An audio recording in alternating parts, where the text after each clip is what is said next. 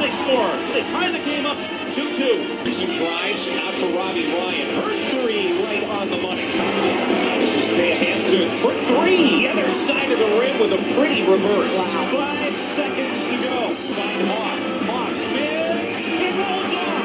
And Arizona State wins it. Edward pulls off and buries the puck. Daniels takes the shot for Kirby.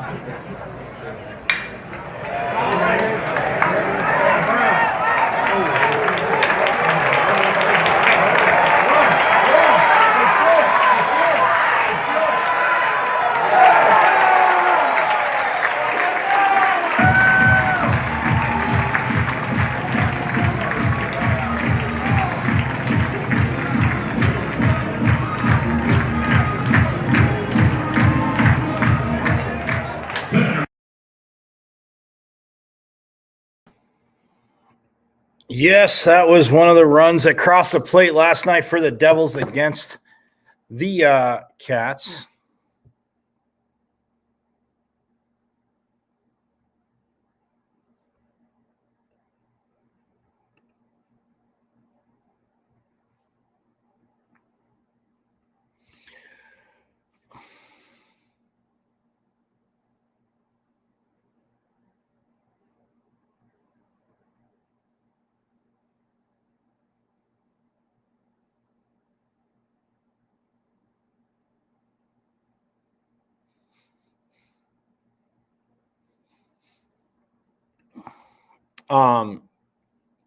Sorry, that was one of the runs against the Wildcats.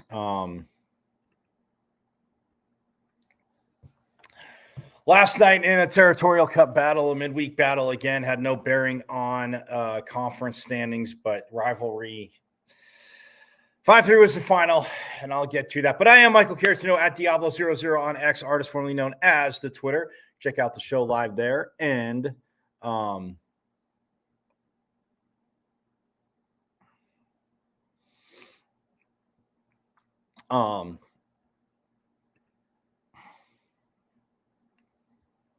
the show live there. Also, my IG, michael.caratino.5. And the YouTube channel, Pitchfork Lunchers. You know it. You love it. You know it.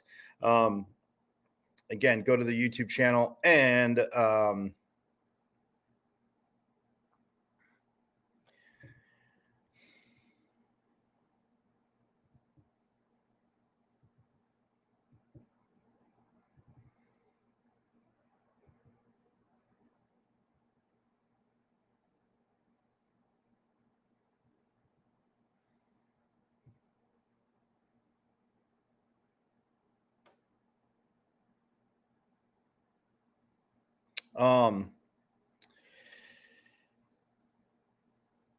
yeah, so go to YouTube and subscribe. How about that? If you missed any interviews, anything, you know it. If you missed anything, you can go to the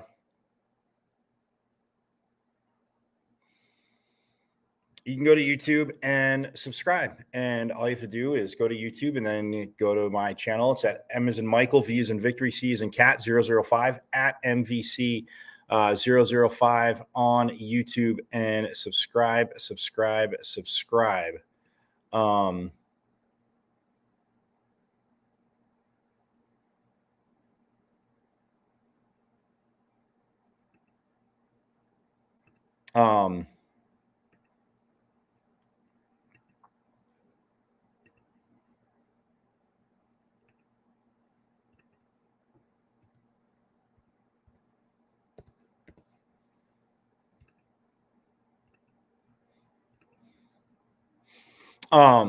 Subscribe away.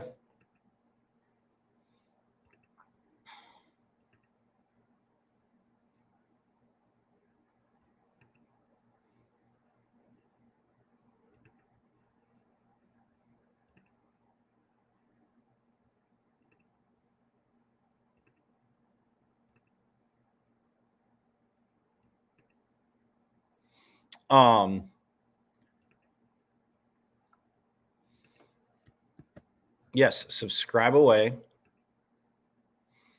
And again, you can check it. You can check it out. Everything you've missed. Sorry, fixing a technical issue.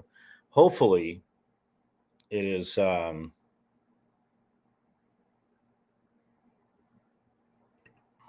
is fixed now. For those checking out on IG, hopefully it's fixed now. Apologies. But yes, go to the YouTube channel. It's at Emmons and Michael V's and Victory Season Cat 005 and subscribe as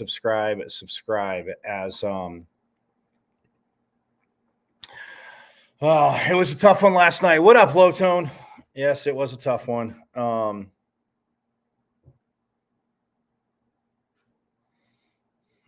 yes, I'm a little just again not thrilled.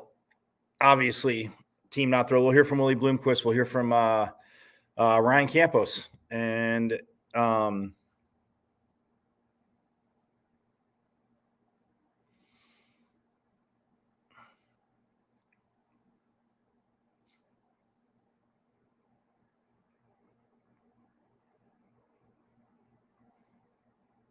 but we move forward to and they got a little bit of baseball left to play. Again, Stanford this weekend, huge, obviously counts towards the conference record, right? We all know this. Huge conference record. So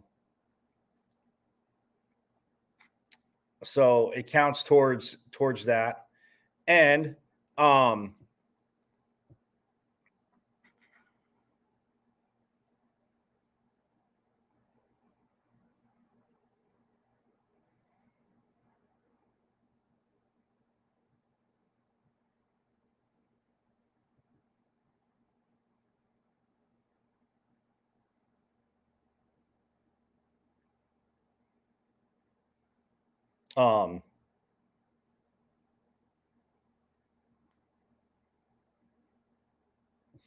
so yes, Stanford will be huge this weekend. I talked a little bit about, mentioned what they had coming up, but yes, and it's not like they're obviously not looking past the rivals, but 5-3 was the final. 11 hits, 3 runs on 11 hits. They got hits when they needed it. That one there from Ethan Mendoza. Nice played for you coming in.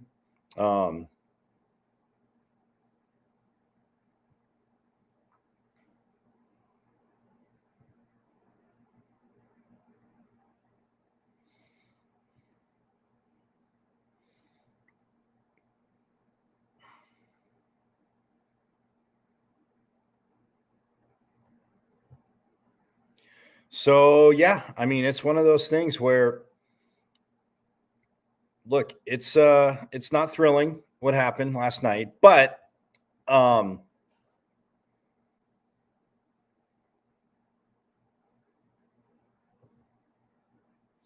there is one awesome thing that came out of it. Well, and it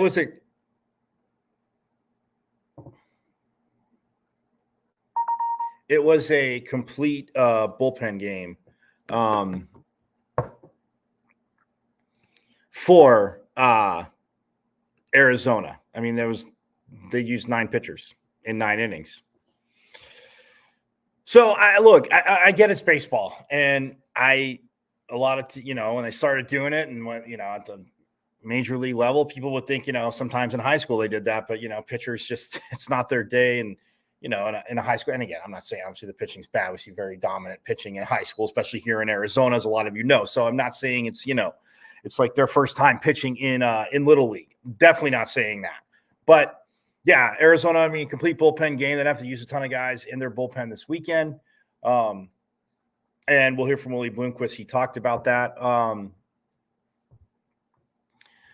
But, I mean, nonetheless, it was pretty cool. And then, look, I thought in the ninth, man, look, and again, yes, obviously being a Devils fan, I know a lot of you Pitchfork owners say, come on, Michael, you're a homer. Of course you thought, hey, I have faith until the end, no matter what. And you can ask my friends back when we were at ASU, no matter what the score was, either way, if ASU was blowing a team out or if ASU was getting blown out, and they're like, well, let's go, we're leaving. I'd be like, bye, have a good time. I know where you'll be. Like, I don't leave games till the end. First of all, because I didn't want to leave games, but secondly, like, yeah, no, you don't leave until the end. Like, it's totally cool. And I just, yeah. So, but that being said, in the ninth, I was like, I think they can do it. I'm like, I definitely think that they,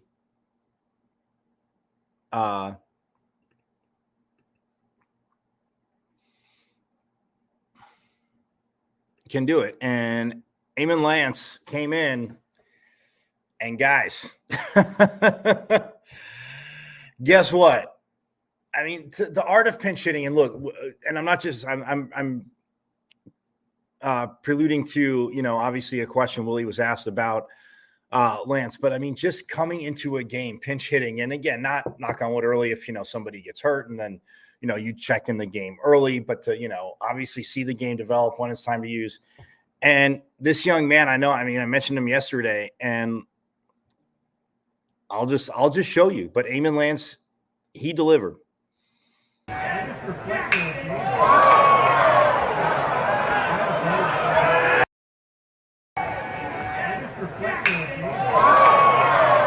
on, I'm going to rewind it so you can. I want to get it in because, again, but anyway, okay. Now here's Eamon Lance delivering, and again, I wasn't going for the dramatic movie effect lighting. I was just shooting from the press box.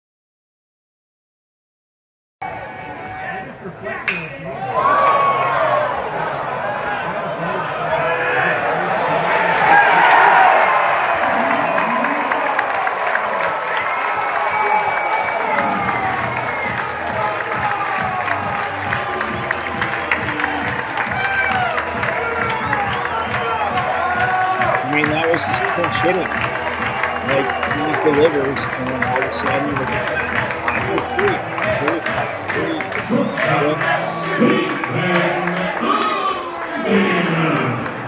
so yeah, you see it right there. You get the make it 5-3, and this young man, again, I'll talk about his numbers in a little bit, but delivered, and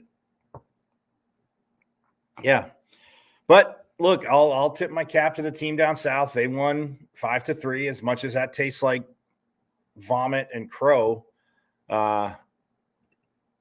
eating crow. But yeah, 9 pitchers in 9 innings. Wyatt Halverson started the game, and yeah, gave up. He did give up 2 home runs. And look, one of the pitches, and I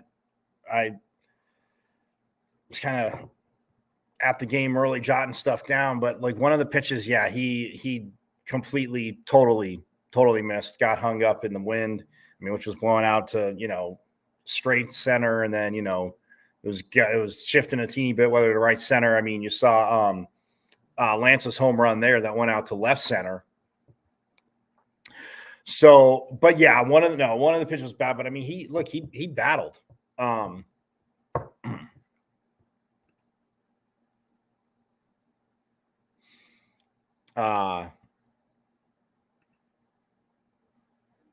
Did Halverson, who and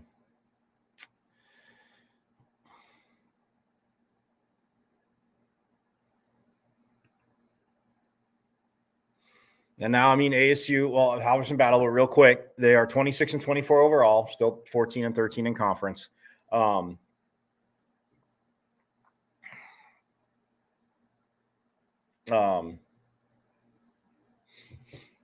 And 18-12 at home now, still 8-9 away, but have a chance to go over 500 away. And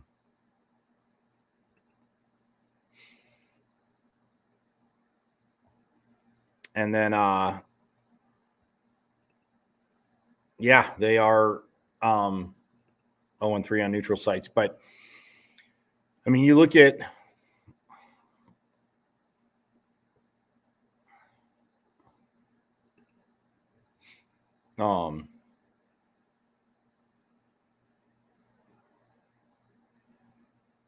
Wyatt Halverson went 3 2/3 last night, 5 hits, 4 runs. They were all earned, but 5 Ks, 3 walks, and threw 79 pitches. Son Fitzpatrick came in, and man, he gave up 2 hits and 1 1/3. But man, he had some snap. And Coach Blumquist said the other day, between Fitzpatrick, and Teeding and Schieffer, those are kind of guys that, they'll come in but they bounce back quick. And man, Fitzpatrick, and his 1 1/3 looked obviously very good. But yeah, there was a fastball that, man, he mowed a guy down. He was swinging. He was maybe thinking fastball. Guess what? He ain't catching up to it. I'll tell you that much. He definitely did not catch up to it whatsoever at all.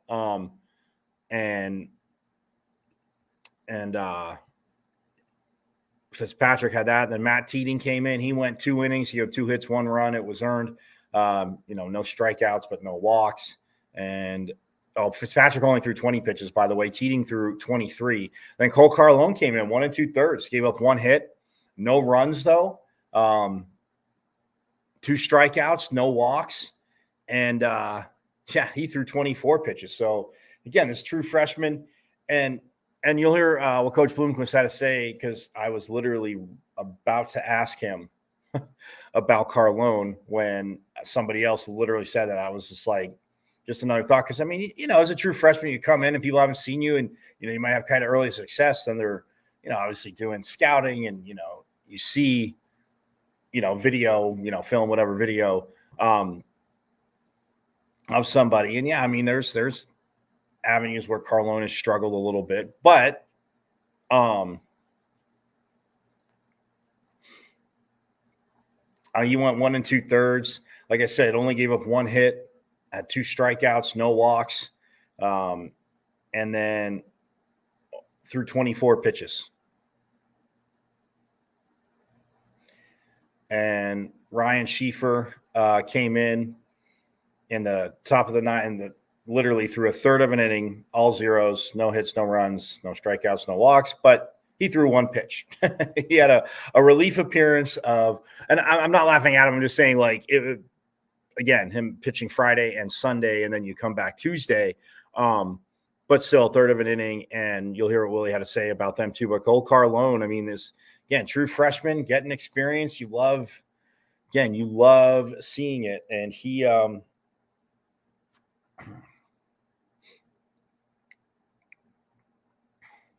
and again, looking good. But Wyatt Halverson, so gave up the 2, home runs, but 5. ASU's line. Like I said, 3 runs on 11 hits, no errors. Arizona 5 runs on 1 less hit on 10 hits, and no errors as well. So,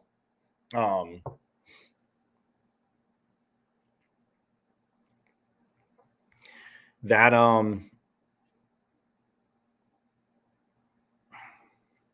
and it's frustrating. It's annoying. So the teams are 2-2 against each other this year. So it's like you can say in baseball, nothing is really solved, because they are 500 against each other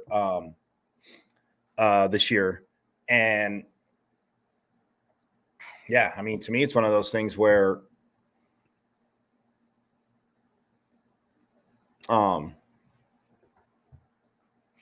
but Arizona, again, still up top in the conference standings. 17-7, but overall that was their 30th win of the season. They're 30-17.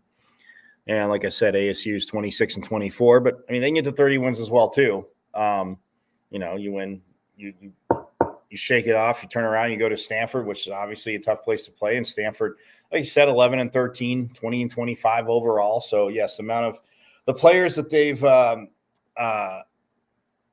obviously lost the last 2 seasons. And yeah, it's, again, not that they're don't have good players there now, but just, quick overview of Stanford on that one. But yeah, look, ASU 14-13, and they definitely need to take 2 out of 3. You go 2 out of 3, you go 16-14, and then you're 28-25. But you get a 3-game sweep in Palo Alto, and again, climb up, and well, and Cal doesn't have conference games, so literally you could leapfrog Cal. And you got to hope Washington State has some magic and can take 2 out of 3 from SC if you're ASU, because I mean, if they take 2 out of 3, SC would be 13-13. So you could leapfrog Cal. I mean, they don't have any conference games, but you would, they'd have a chance to make it up. But you leapfrog Cal and SC, and then you're right there at 5th, and if so. Like I said, there's a lot of baseball to be played, but I'm just throwing some scenarios at you guys due to the fact that, ASU with Stanford coming up this weekend. And yes, I want to just get that disgusting result out of my system. And again, not obviously, it's pitchfork lunch, forks up. I love my Devils, but losing to that team down south, I've never despised. Once you go to school there and you're there and you understand it, and being to a plethora of sporting events across all sports landscapes. Like I said, it doesn't matter. Like when hockey played them in a exhibition and beat them like 16-0 or whatever it was. I know, yes, Arizona has a club team, but yeah, when hockey did that, man, why couldn't it be like 22 goals, 25 goals? Whatever. But nonetheless, yeah. So I look at it like this. If they were right there, again, not a terribly bad performance. And like I said, no errors defensively was there. And, there's one pitch that definitely Halverson missed, and the hitter took advantage and cracked it over the wall.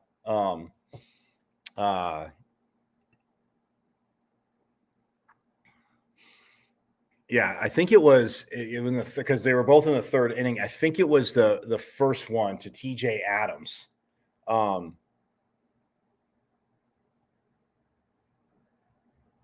Because that made it 1-0. Or no, maybe it was the one to Mason White.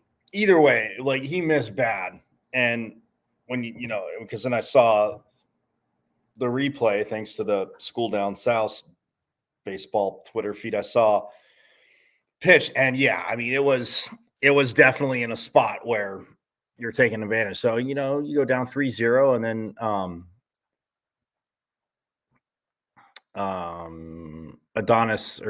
Andrew Kane homered. I mean, so they had 3 home runs yesterday in the 4th, but they made it 4-0. And then the bases were loaded up. Mario Demira got hit by a pitch, and Brandon Compton scored. Because Compton had singled, and then Ethan Mendoza ended up with a double, but Compton had to hold up a teeny bit, and he ended up at 3rd.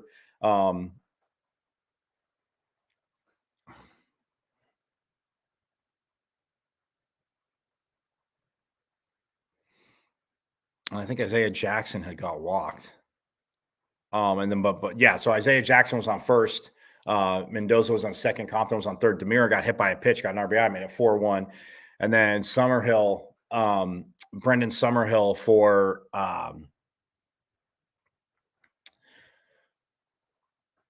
Arizona, he had a sac fly to right field, and it was 5-1. And then Mendoza doubled to right center in the 8th. And Tobias, who had singled, came around and scored. Made it 5-2. And then, like I said, Eamon Lance, you saw it. I showed it to you, homered to left center there, made it 5-3. But ASU couldn't, unfortunately, muster anything after that.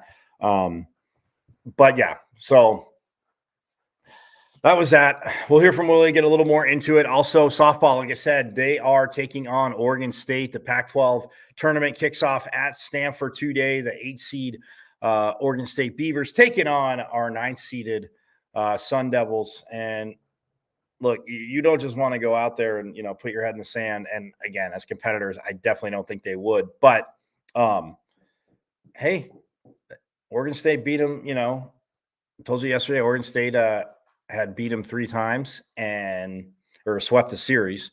But look, softball, baseball, all it takes is a hit there. And the way, Deb Jones has been pitching, I'm guessing she is starting tonight. But we'll get into that. Also, again, Sheila McInerney, again, the phenomenal tennis coach, 4 decades, 40 years, announced yesterday she is retiring. And, truly the end of an absolutely phenomenal era in Sun Devil sports, in women's tennis, obviously, in ASU women's tennis, but Sun Devil sports. And, again, working to get Coach McInerney on as we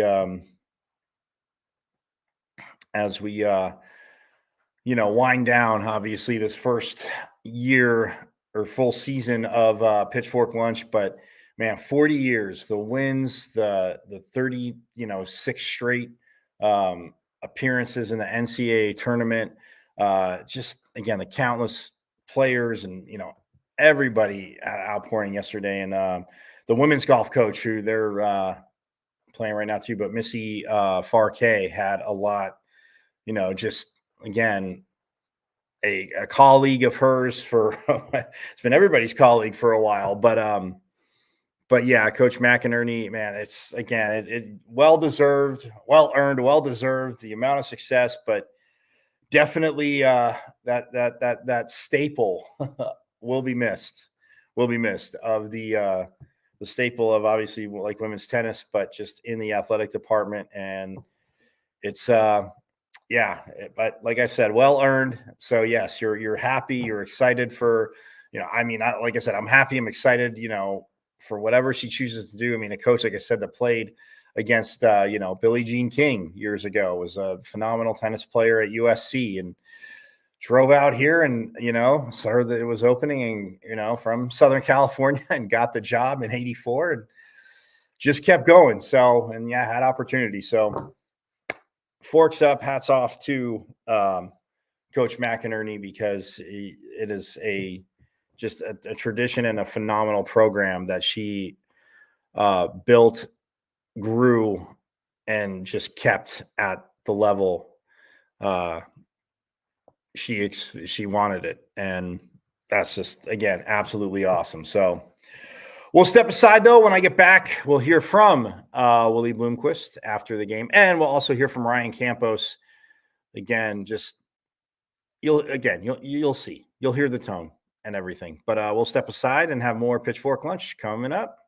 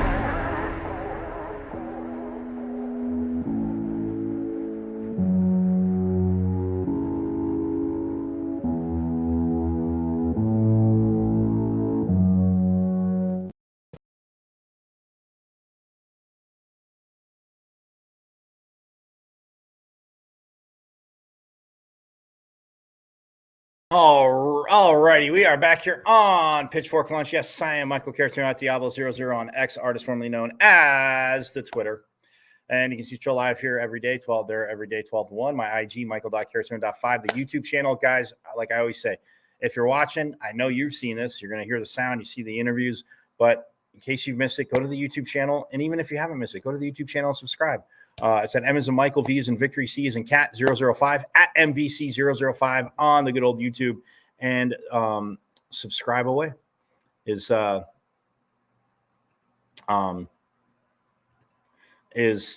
make it easy, to get you all caught up, all that good stuff. So again, at MVC005 on YouTube and subscribe away.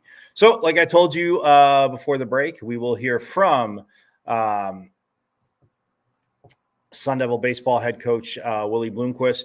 But first we will hear from, again, you can see a very just intense, as he always says when we talk to him before the season. I mean, Ryan Campos, again, had him on. See, you missed that. Subscribe to the YouTube channel. Had Ryan Campos on before the season started. It was very, very awesome. So nonetheless, yeah, we'll hear from Ryan Campos, and then we shall hear from Willie Bloomquist as well. But yes, so without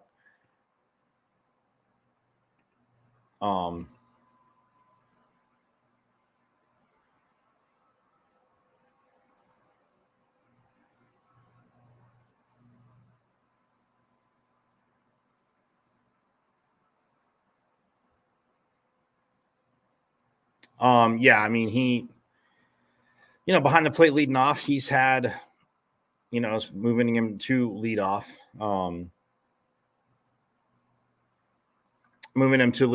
it's worked out well. I mean, he has drawn some walks, gotten some hits, and Andina, I mean, he's turned the lineup over.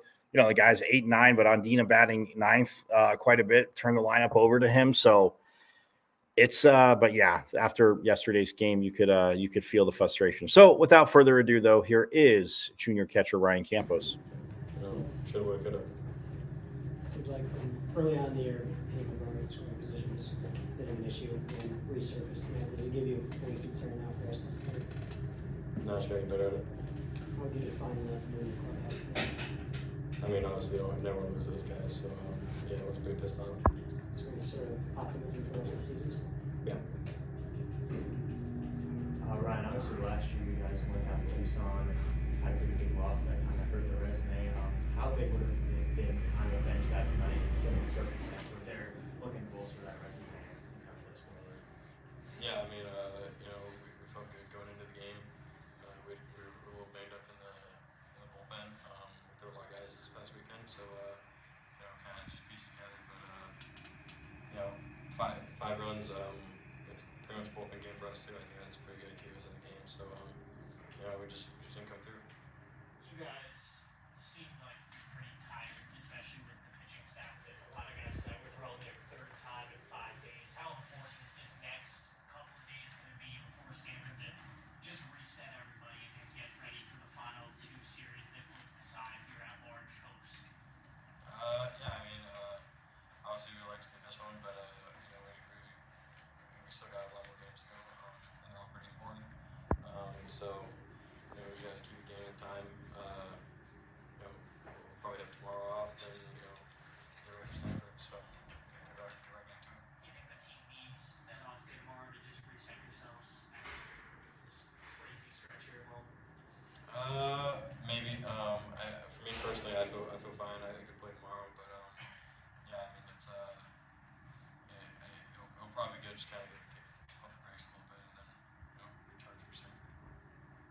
What can you necessarily speak upon about the guys who are underneath you and Ken and Nick, who are coming off of incredible weeks? And obviously, baseball is baseball, and you can have bad days. What can you necessarily say just from your perspective on what it's like to just go through those kind of days and how to just bounce back from them? Yeah, I mean it's the nature of the sport. You're not gonna hit 400 every single game, so it is what it is. They're fine.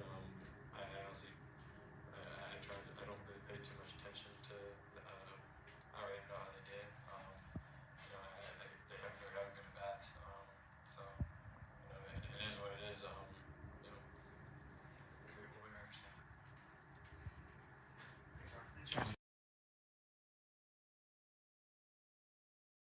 So again, he was a little low right there. Sorry, but it's said any competition, win or lose. I mean, yeah, winning obviously you're going to be up a little bit more. But Campos, I mean, you're talking about it right there. Yes, we understand everybody's not going to go 4 for 5, 5 for 5 every day. If it was that easy to do, you know, Ted Williams wouldn't be the last major league player to hit over 400.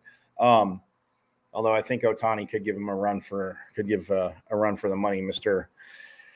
11 home runs as of yesterday. But nonetheless, I digress to yeah, you know, I mean, look, you hear the frustration there, but I mean, guys, the arms, like I said, Halverson hadn't pitched. I mean, good popping him, you know, again, two pitches got away from him inevitably, but yeah, it's a 5-3 game. But, you know, I mean, what Campos is saying right there too is also,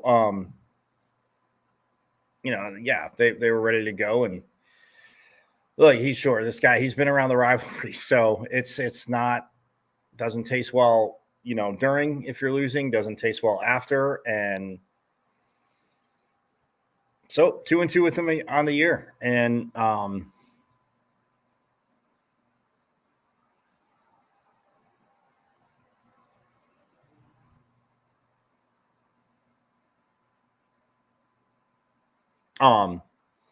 but yeah, look, and look, his season in and of itself so far, Campy, I mean, look, behind the plate, and that's the thing, you know, we have bullpen games, and that's why, you know, that's why I asked him, you know, it's just where each pitcher is different. And yes, you're going to get to know your teammates. And, you know, in the beginning, it's kind of just, it's not kind of, it is just that, okay, this is, you know, how he pitches, what he likes, but in just getting to know teammates and developing that chemistry, when you have bullpen games, that's, yeah, I mean, that's the catcher, like knowing when obviously to calm him down. And, you know, if he has to go out to the mound to, you know, get a quick little, hey, you know, deep breath, just kind of reset the pitch, whatever, like that is like the leadership and, you know, that he brings. But that, I mean, that's tough to do.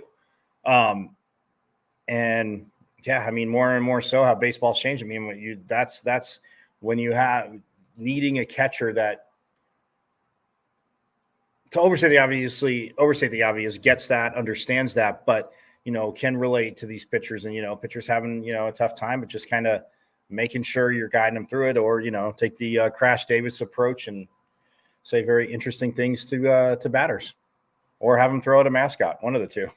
No, but all kidding aside, he's had just a hell of a year. And when you're behind the plate and you're dealing with, you know, different arms and, you know, guys are getting into grooves, it's understanding how to attack a batter in matchups. Because when you hear from, you know, Willie Bloomquist, I mean, if you hear, you know, Sam Peraza, pitching coach, like that's one of those things where, yeah, you're going to weigh matchups against it. But yeah, it's getting, you know, what you need to out of that pitcher and going forward there. So, but like I told you, we will hear also from,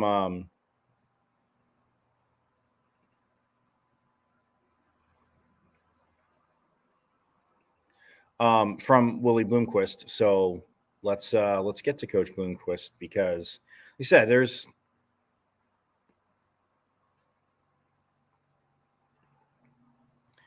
again, he had you know, obviously, like I said, the frustrations there. There is no love lost.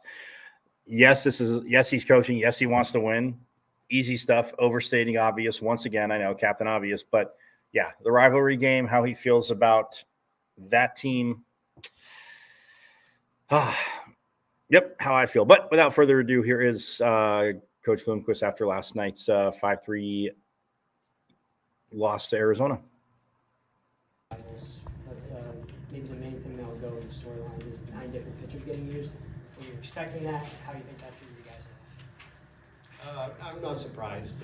You know, they, to their credit, they had a good weekend last weekend against Stanford. Didn't have to use a lot of their bullpen arms, and you know, I think that was probably their way of keeping all their bullpen guys sharp and fresh. And they're using, you know, one guy every inning, and that's you know, we on the other hand kind of had to use a lot of our arms in excessive amounts this weekend, you know, to get through a weekend with Washington with what we had going on here. So, you know, but I think that's a way to keep their guys sharp. It's effective.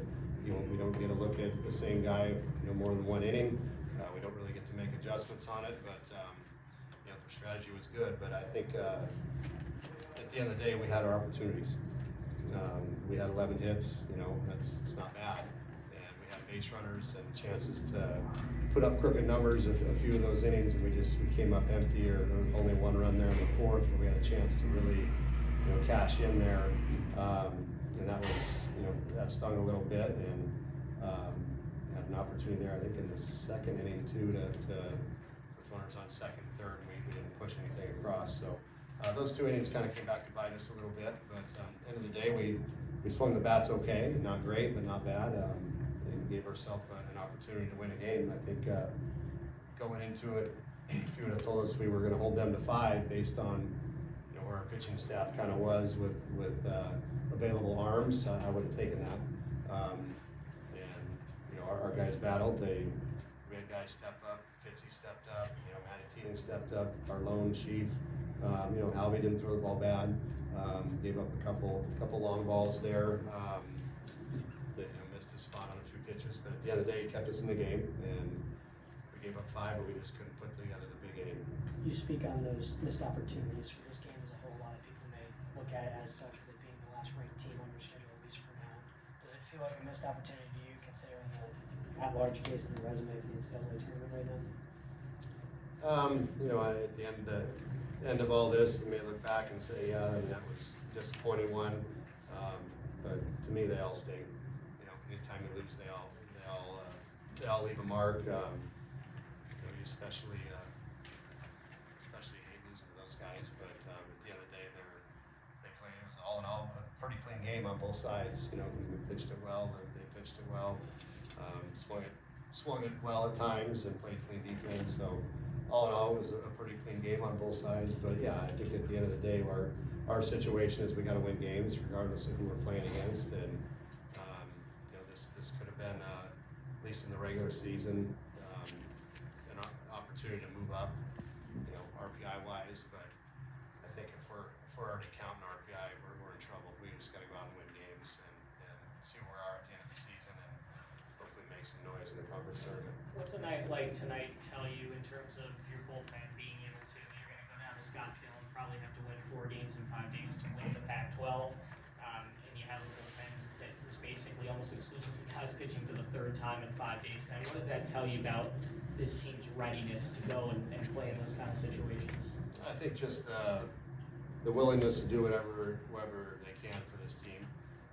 Matt Teeting, Sheaf, you know, those guys, Fitzy, that just say, I want the ball. You know, am I feeling great? No, but I want the ball, and I can help. I can get outs. So having those veteran guys that we do have in those situations that are willing to do it and able to continue to be effective, it's big. We're going to need that type of effort, you know, here at the end of the month. But you know, right now, from where we stand, it's a tribute to those guys stepping up in this situation and being willing to do it. For Vu and McLean to be 2 of the hottest hitters really in all of college baseball, to go combine 1 for 8 tonight against a pitching staff that was basically rotating with every single inning, is that something that you feel like is necessarily a problem that you feel like is just going to be easy to rotate on, considering the fact that you're not going to see that night in, night out, just a different arm each and every night, and considering, you know, obviously Vu and McLean were obviously had incredible weeks last week. It's baseball, man. You know, I think McLean last week was prior to last week was, you know, down in the doldrums a little bit, and then all of a sudden he's the national player of the year, or player of the week. You know, it's just, that's baseball. You know, Keen Vu's not going to go 4 for 5 every night and hit doubles and homers every night. The kid's human. He had a tough night tonight. It's okay. He'll bounce back. I'm confident in that. I don't read too much into it, other than the fact that it's baseball. He had a rough night tonight. It happens. Eamon Lance stepped up. You know, ultimately the comeback fell short, but he really got the team charged up in the 9th inning, and he certainly had another one this weekend. What do you make of, you know, this crazy little stretch of a couple of days where he just had 2 mammoth at bats off the bench in late game situations? You know, he's been outstanding in those situations, and it's pinch hitting is tough to do, extremely tough to do. To sit and watch a game for 8 innings, then come off the bench and cold and not being in the rhythm and the flow of the game. It takes a special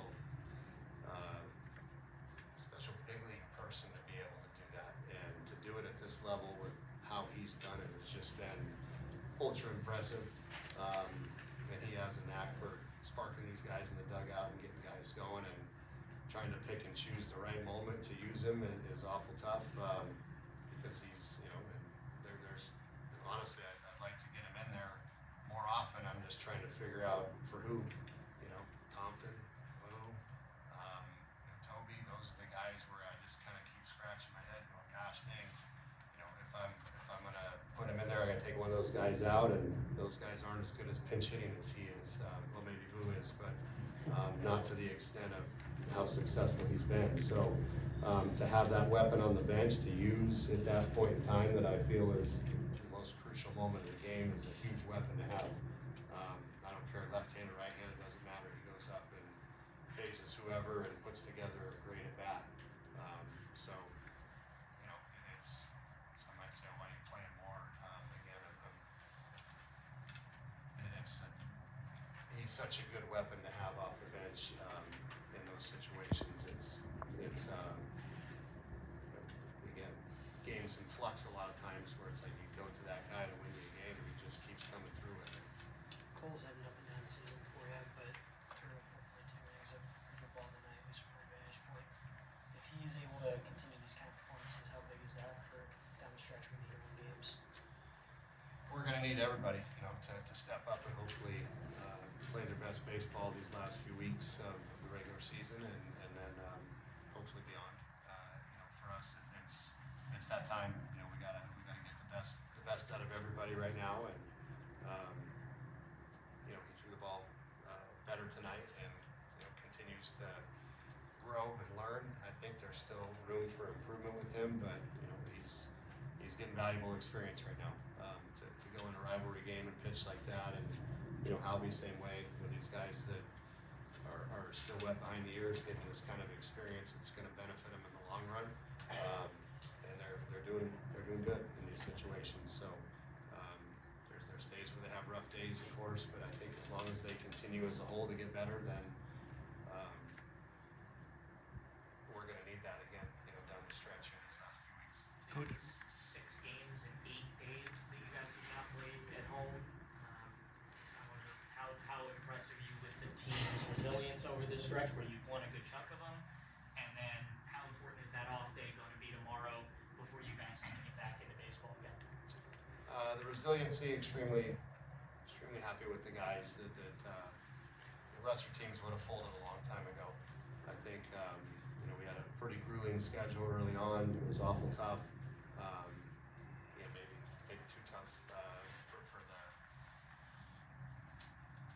on paper, whatever. But at the end of the day, they made it through it, and they are playing their best baseball here toward the end of the year. And if we continue to do that, then that's when you want to play your best baseball. But they've been battle tested, and they've stayed resilient. They haven't quit. They keep playing extremely hard, and for that, I'm awful proud of these guys. And the off day will be welcome tomorrow, and then I will get right back after it on Thursday up in Stanford.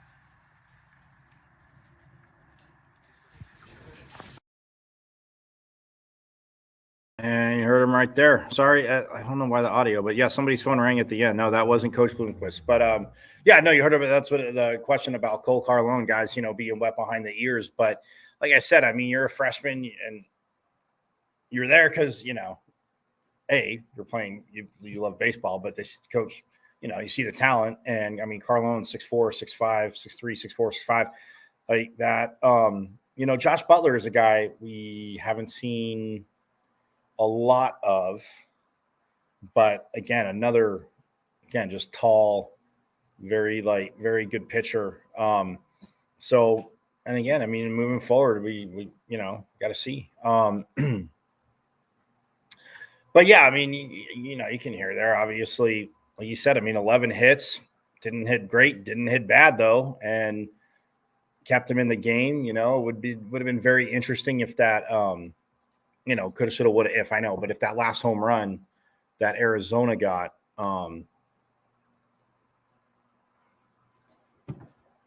that Andrew Kane hit, that made it 4-0. If he never got that, it was 3-0. I mean, granted, it would have been 4 Then it would have been 3-1 and then 4-1, but then 4-2 and then 4-3. So it's just, how certain pitches are delivered. It's like I said, coach should have would have, but that's one pitch. And again, but like coach said, Halverson kept him in the game. And, but yeah, you look at, last night, Campy was 2 for 5. The question asked about Vu and McLean. Vu was 0 for 5. McLean was 1 for 3 with a walk.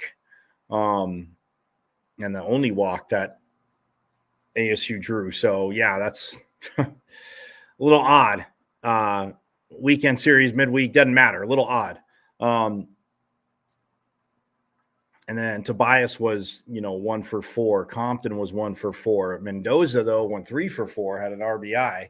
That bat has heated up. I mean, the freshman, again, we've seen the power, but there was one hit Mendoza had, and it's one of those as a baseball player. And again, obviously I did not play at this level, but growing up playing, sometimes, as you got older, you commit to swing and you're like, oh, then you're trying to hold up, but you literally just just guide the bat out to the ball. Like you see it, you picked it up, everything.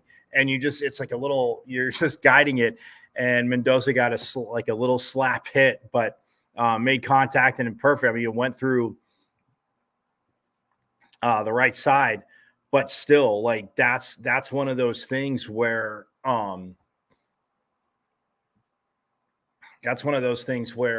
like I said, his bat has definitely awoke. But yeah, he was 3 for 4. Isaiah Jackson 2 for 4 yesterday. Mario Demiro was 0 for 2. Eamon Lance again came in and was 1 for 1. Got to figure, you got one hit, it's a home run, so you got an RBI and a run out of it too. That's a muchísimo efficient at bat.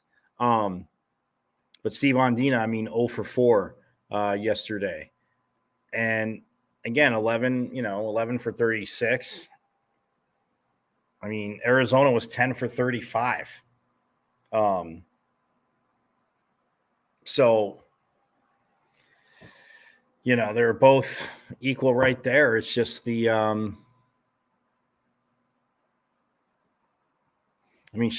is just insane. ASU struck out 10 times, but Arizona batters struck out 9. So you're right there with the team that's at the top of the conference right now, 2-2 against them this year. Like I said, this doesn't count. Conference record obviously counts overall, but 2-2 against them this year. So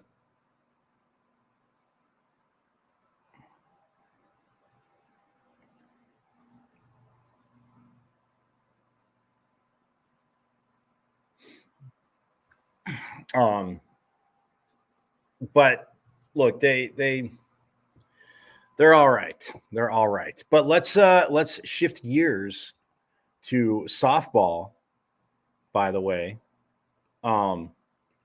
Let's shift gears to softball because, yes, they are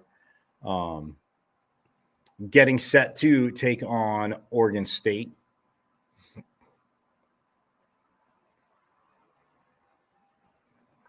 Obviously, UCLA, the regular season Pac-12 champions.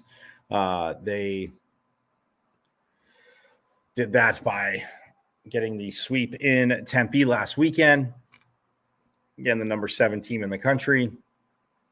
But there was the bad game that was 12-1, but other 2 games battling. That's what you want to see. Battle. Yes, some experience, absolutely, for Coach Bartlett, but like Coach Boomquist has said, some wet behind the ears, absolutely. And it's yeah, that and again, how you can bounce back from injuries, but you keep losing players. That's tough. But yeah, 7 p.m. tonight on the Pac-12 Network, Oregon State taking on ASU for the right to play those UCLA Bruins. And so that gets underway. And then today, like I said, and for, you look at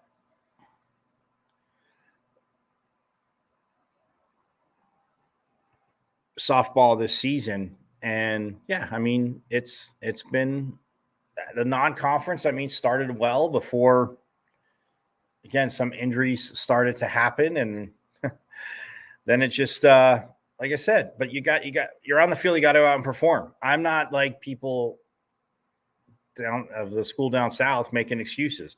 I've said it to you guys during football, during football, a little bit in basketball, but yeah, you recruit players, and yes, you have a bench in sports, and in every sport is different, but it's one of those things where, yes, you have to go make plays.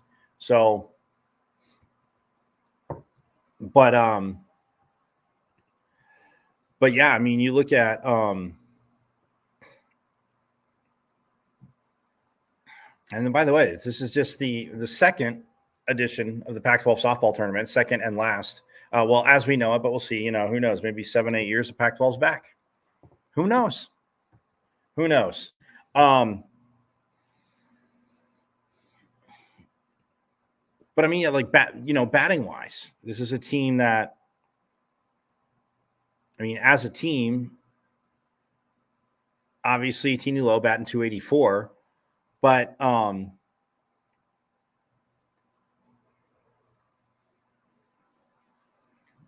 Tanya Wendell, I mean, Coach Bartlett mentioned her earlier in the season, but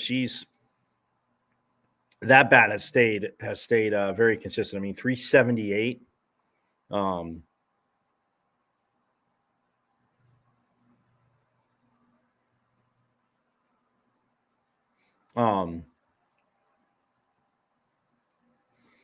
378 on the season, 10 doubles, 1 triple, 1 home run. And then you look at Kelsey Hall hitting 345, 8 doubles, 2 triples, 6 stingers. Kayla Lissy at 304, who has 9 doubles, 4 triples, and 3 home runs. And then Audrey LeClaire at 287, Alicia Denby at 286, Jordan Van Hook at 247, Sarah Kinch at 231, Libby Walsh at 202. Yaya Acuna, before she got hurt, I mean, was hitting 382 with 5 doubles, 1 triple, 1 home run. And I mean, she's been out for quite a bit. So, Shannon Cunningham has pinch hit a lot, hitting 267, 4 home runs for her this season.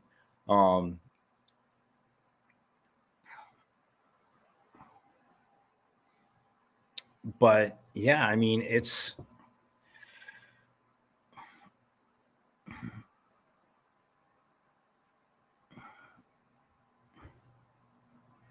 so, I mean, someone like a Jada Lewis played in, 29 games, and it's just, like I said, it's, and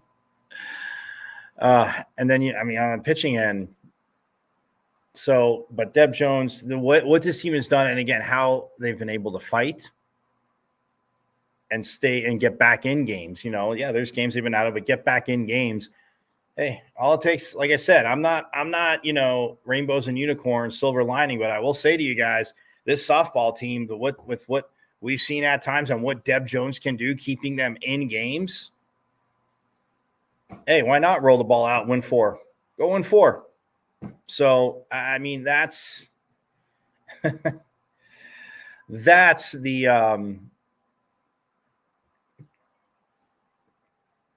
challenge. That's the tough challenge. But hey, go do it. Because I mean, like I said, we had Coach Bartlett on the show. If you missed that, again, YouTube channel, subscribe away. Go back and check it out. But you look at, you got a pitcher like Deb Jones just keeping him in the game. Hey, man, get some hits. Make the other pitcher deliver the sound pitches. So that's what I'm saying there. But Forks Up, let's go get it. Forks Up, ladies. Let's go get them tonight and, win the first one and then mess around so you can do against number 7 UCLA. Give them a little payback. But yeah, so UCLA is the number 1 seed, by the way. I think I mentioned this yesterday, but just a reminder, Stanford is the number 2 seed. Oregon is 3. Washington is 4. The team down south is 5. Utah is 6, Cal is 7, and then obviously, well, Oregon State's 8, ASU's 9, but they'll play in. They got the play in. Whoever wins, guess what? Gets to go play UCLA. Like I said, and those will be tomorrow on the Pac-12 network as well. And then when we get to Friday, we'll get to Friday, and then obviously the championship game will be Saturday. So, but yeah, let's go get them, Devils. Let's go get them. Let's see. Like I said, roll the ball out, mess around, get some hits, get some runs. Who knows? Who knows what happens? But anyway, going to get out of here. Everybody have a great rest of your Wednesday. Mike, what day is it? Hump day. Woo-woo. That's for Mom. Mother's Day coming up on Sunday, y'all. Don't forget that. Not that you would, but, you know, I'm helpful like that. Helpful reminder. So have a great rest of your Wednesday. I will see you tomorrow. Same bat time, same bat channel. And, yeah, enjoy. Like I said, check out, root on the Sun Devils tonight and softball. They beat Oregon State in the Pac-12 tournament. Hey, it's on the Pac-12 network. And, again, that game is at 7 p.m. So don't forget that. But, yes, the game is at 7 p.m. So root them on and go from there. So I will see you tomorrow. Like I said, same bat time, same bat channel. Appreciate all of you jumping in again. Any thoughts, questions, hit me up in comments, but hit me up at Diablo00 on X, artist formerly known as Twitter. We see the show live there every day. Also on my IG, michael.caratuno.5. And yes, one last time, Pitchfork Lunchers, subscribe to the YouTube channel. It's at M as in Michael, V as in Victory, C as in Cat, 005, at MVC005 on YouTube. Subscribe. And, hey, we can have a party. So, and you can catch up on all the interviews you've missed, because you have missed a plethora of interviews. So go check it out at MVC005 on YouTube. Subscribe away. So again, have a great rest of your Wednesday. I will see you tomorrow, full confidence, touting an ASU victory. See how it goes from there. So, but yeah, touting an ASU victory. And don't forget, no matter what happened last night, it is a Sun Devil State. So forks up all day. Forks up to you guys. And I will see you tomorrow.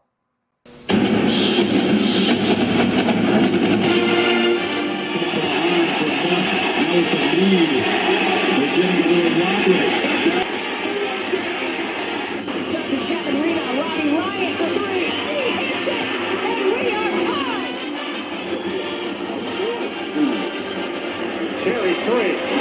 Johnny Walker matching up against control. His shot. Bruce score. They score. They tie the game up 2-2. Some drives out for Robbie Ryan. Her three right on the money. This is Taya Hansen for three. The other side of the rim with a pretty reverse. Wow.